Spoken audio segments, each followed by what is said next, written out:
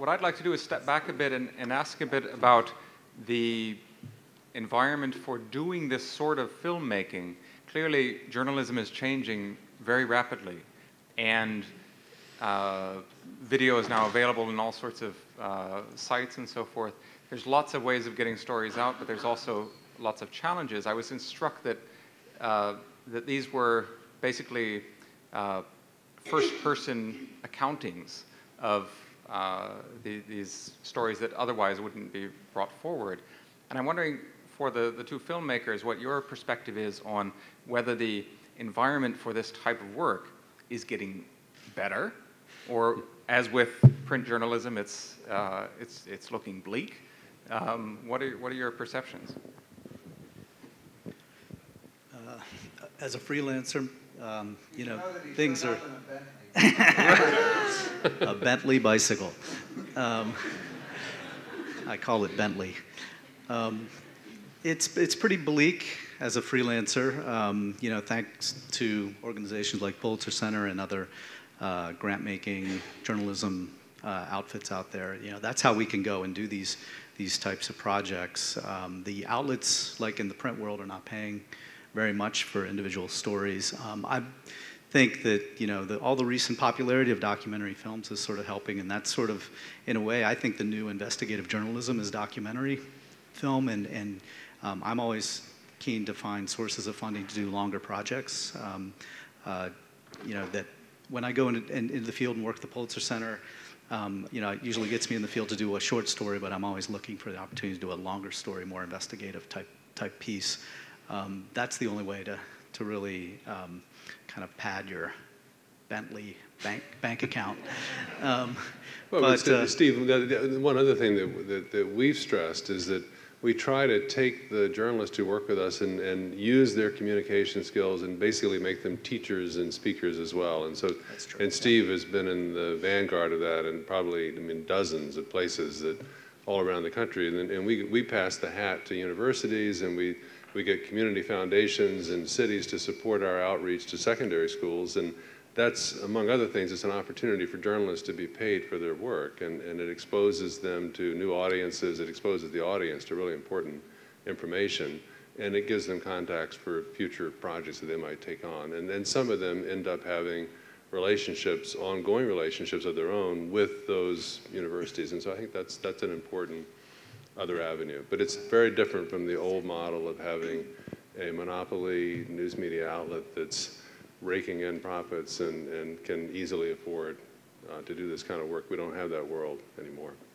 What role does tourism play in changing the dynamic for what you're doing? And the second piece of that is, what role do needed extracted resources, you brought up tungsten, you know, needed for windmills or molybdenum to strengthen steel, for renewable energies, how does that also play into the equation?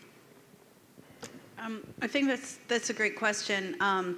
In a lot of the, you know, the images that you saw from Colombia, a lot of those regions have absolutely zero tourism, and that's because either, you know, today or historically, they have been dominated by armed groups, and there's been very little state presence. So I think that if, you know, there were reasons to want to encourage tourists to some of these gold mining regions, but I think that you're still going to have that dilemma of you know, in so many of these places, it's really seen as an environment or jobs kind of problem. I don't think it necessarily has to be broken down in such stark terms, but where something like gold mining is going to bring in a lot more, perhaps, to certain people than tourism, it might still win over. I'm not sure if. What was the second part of the question? The second question is, what happens? Oh, tungsten.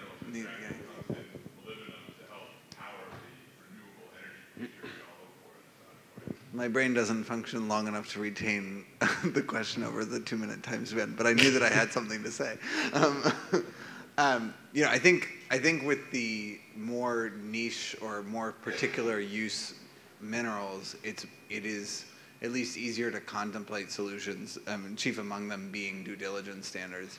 And because when you have a particular industry, usually you have, with the minerals in Dodd-Frank, the number of smelters in the world is limited.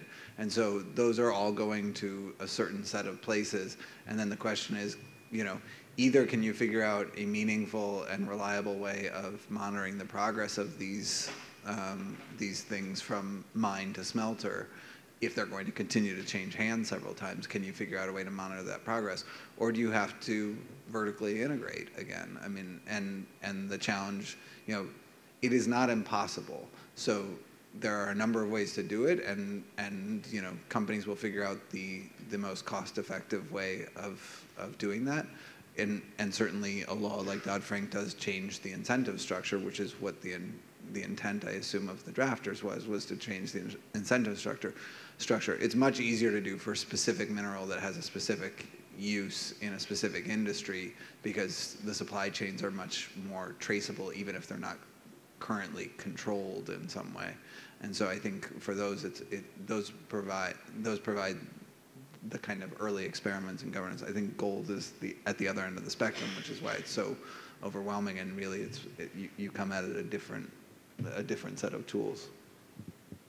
Yeah, I mean, I think I would agree. I think the reality is, for rights groups, we're not necessarily looking for mining of certain metals to stop completely, or for any sort of embargo in a way. What we're looking for is systems to be created that ensure that those processes are both environmentally, protect the environment as much as they possibly can, and don't infringe upon the human rights of local populations. So that's where the accountability mechanisms come in. So those accountability mechanisms both set the terms for the engagement of those companies or those extractors, but they also provide remedies for when violations do occur.